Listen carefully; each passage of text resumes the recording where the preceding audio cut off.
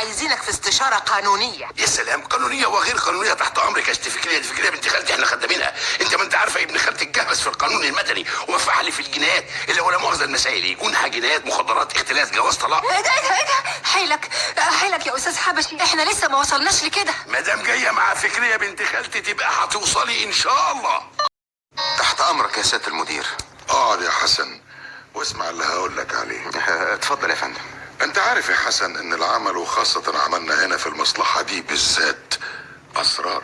تمام يا فندم، والسر اللي يخرج من بين اتنين ما يبقاش سر. علشان كده والمعرفة بيك والكفاءتك وامانتك اخترتك انت بالذات من بين جميع الموظفين لمهمة سرية خاصة بالعمل. انا متشكر جدا يا فندم على ثقة سيادتكم، وان شاء الله اكون عند حسن الظن. حضر نفسك يا حسن علشان هتسافر اسكندرية.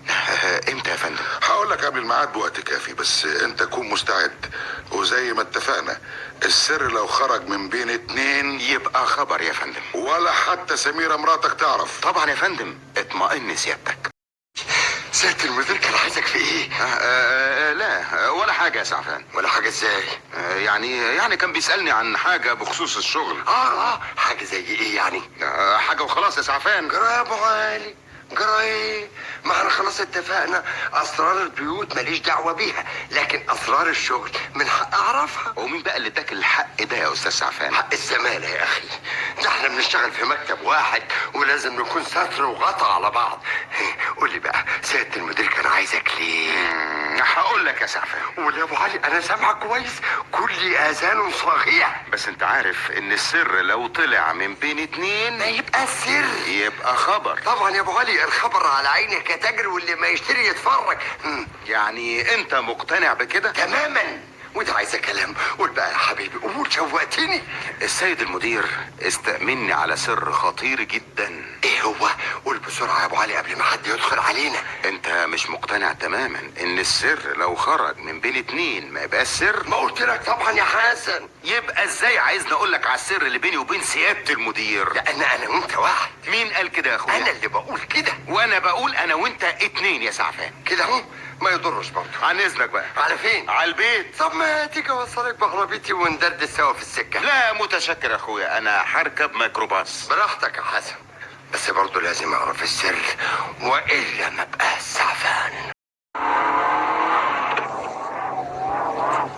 حد يلم الاجره يا حضرات. حاضر يا اسطى. اللي هيدفع يا حضرات. خد يا استاذ. ايوه. خد 2 واديني الباقي. حاضر. اتفضلي يا هانم. وادي شيلن الاخ اللي ورا. اتفضل. والباقي يا مدام. اتفضل يا اسطى. هم كده تمام. تشكر يا ذوق.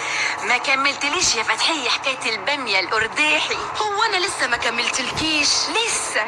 دي الشركة اللي أنا بشتغل فيها كلها عرفت، وطول النهار ملهاش سيرة غير سيرة اللي اسمه حسن ده وسميرة مراته والبامية الأرداحي. قولي يا أختي، أدينا بنتسلى. قال إيه؟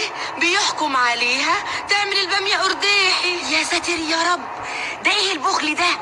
ده أنا عمري ما سمعت عن بخل بالشكل ده أبدا. لا حول ولا قوة إلا بالله. إيه يا أستاذ؟ مالك مزمزق ليه؟ ما نتكلمش يعني؟ ننزل ونسيب لك العربية؟ لا يا ستي، ما أقصدش. أمال تقصد إيه؟ أقصد إن حرام عليكم يعني تظلموا الراجل. راجل مين؟ حسن، الأستاذ حسن جوز سميرة بتاعة البامية الأرديحي. وأنت مالك أنت؟ تنحشر ليه في اللي مالكش فيه؟ أنت كنت تعرفه؟ عجايب. لأني أنا يا ستي. أنت إيه؟ أنا نازل هنا يا اسطى. كده يا سميرة. هو كده يا حسن. ما تركبيش دماغك يا سميرة. ايه السلام؟ هتعمل ايه يعني يا سي حسن؟ اللهم اخزيك يا شيطان. ولا تقدر تعمل اي حاجة، اللي في بطني ده بيقول الشقة من حق الزوجة. كده بقى انا فهمت دلوقتي. فكرية خدتك النهاردة ورحتوا فين؟ حصلت يا سميرة تستشيري محامي كمان. وش عرفك اننا كنا عند محامي؟ لان الكلام ده كلام محامي. ايوه كلام محامي يا سي حسن.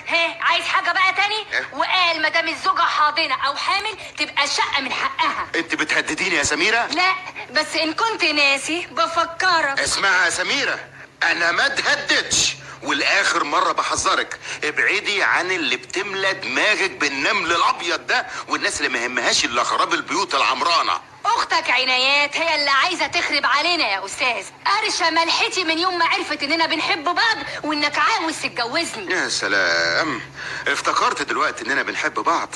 يا ريت تفتكري على طول، ما كانش جرى اللي جرى ده. انا لو اطول نجوم السما كنت قطفتها لك وقدمتها لك في صحبة ورد. من يوم ما شفتك في المصلحة وقلت هي دي اللي هتشاركني حياتي على الحلوة والمرة. ده انا بعمل المستحيل عشان اساعدك واهنيكي واعمل بيت تبقى انت ست وانا سيده. وقلت لك يا سميرة هنتعب شوية في الاول لحد ما نسدد الاقساط اللي علينا، وبعد كده هنرتاح.